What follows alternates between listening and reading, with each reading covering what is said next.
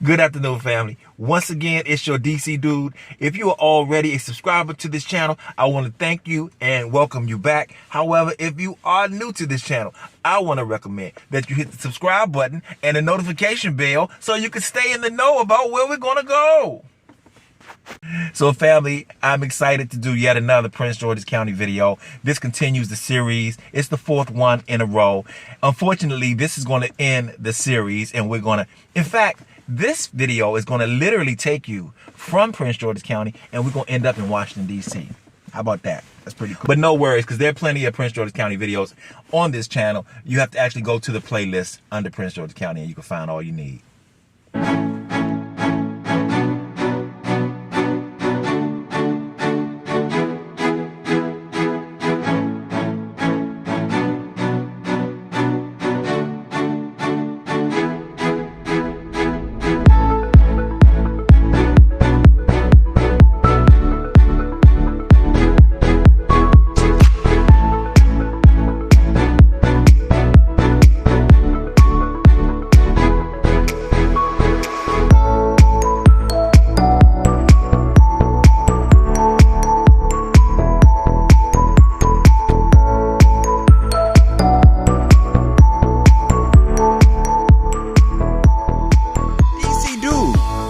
Gone too far this time.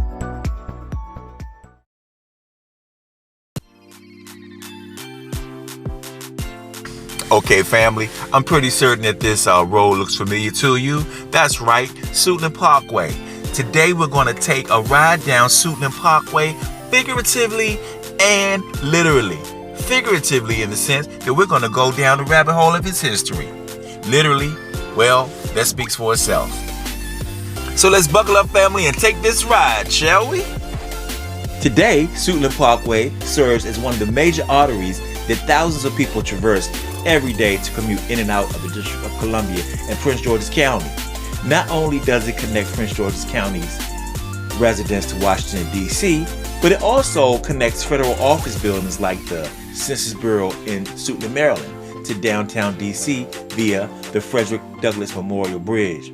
Suitland Parkway is just over 9 miles long, about 3 miles of which are in D.C., inside the Southern Avenue southeast border. It runs from Pennsylvania Avenue all the way to Interstate 295. The decision to build Suitland Parkway was a controversial one, however. To build the parkway, the U.S. government tore down houses and separated communities. It would plow through the middle of the historic Hillsdale/Berry Farm and Anacostia neighborhoods, destroying homes and businesses. This foreshadowed the slow, pervasive decline and destruction of a once thriving, industrious community, its way of life, and its value system.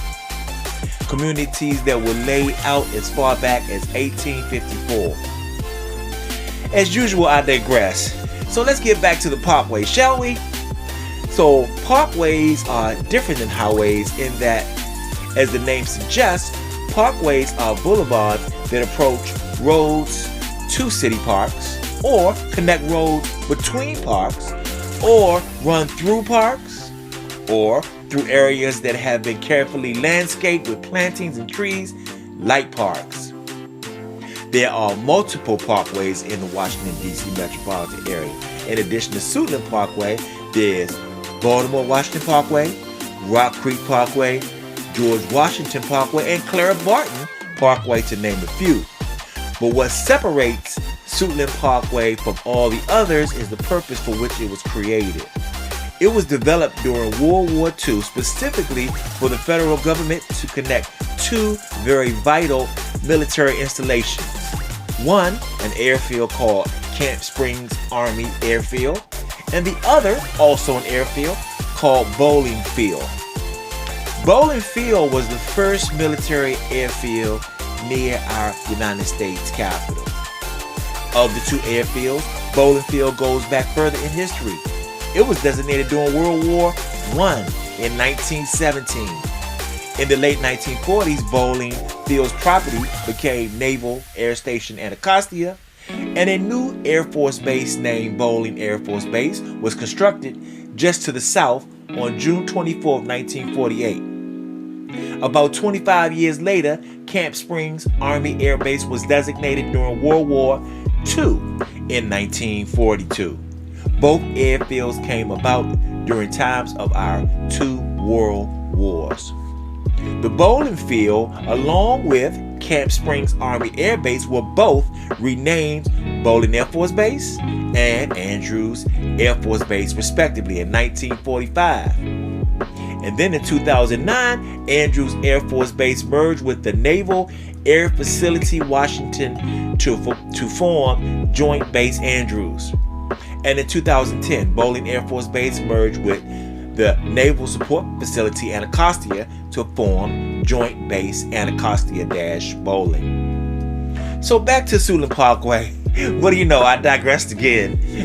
President Franklin D. Roosevelt authorized this new roadway as a national defense road during World War II that would allow direct access to Bowling Field from what was then Camp Springs Army Air Base.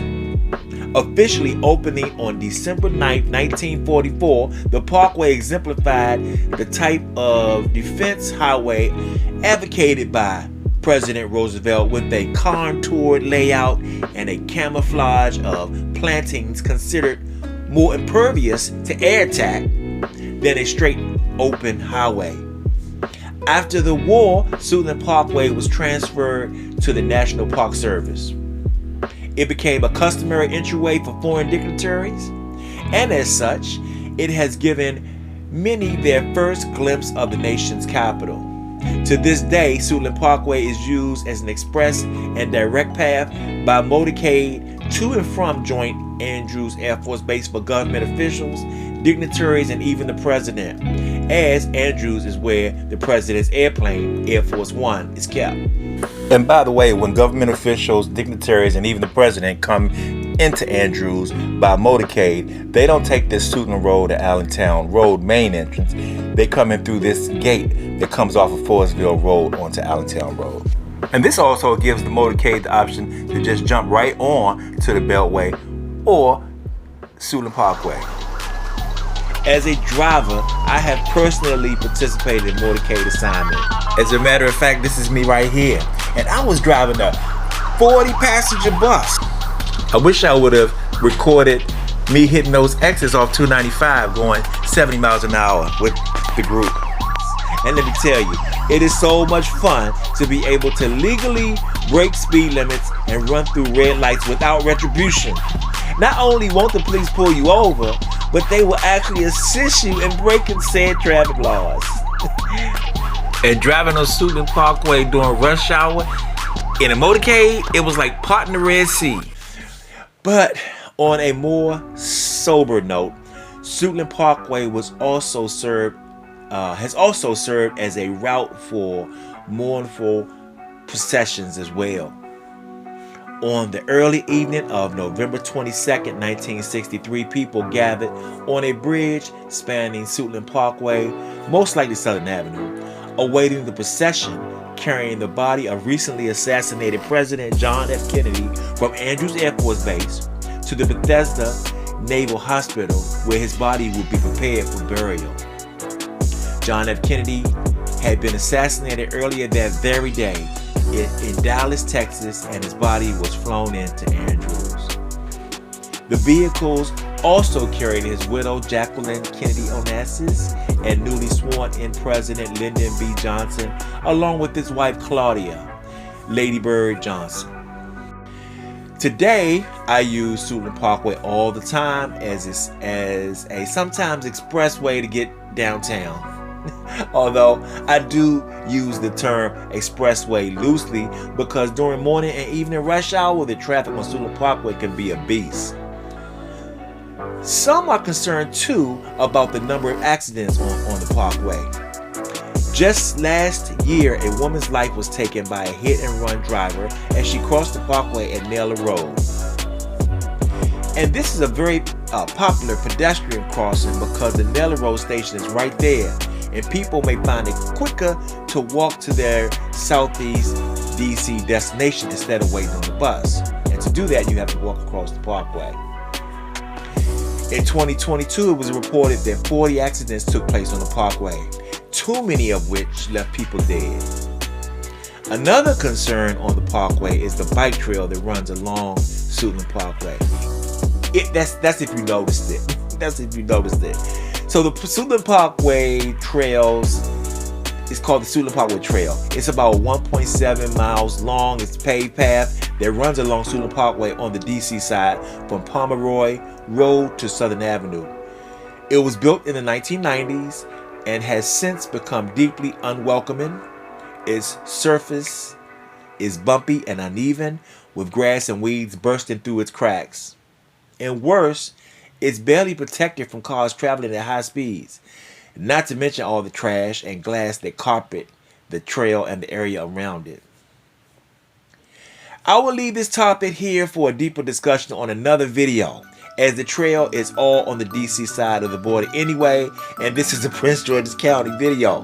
If you're interested in reading more on this topic or any more detail about any of the subject matters presented in this video, I have dropped the links and book titles that I use for source material in the description. And so I say thank you to those authors who continually help me in my quest to learn more about the Washington, D.C. area and share it with people with like interests. And like I always say, family, you never know where we're going to end up next. So if you want to ride, just click on subscribe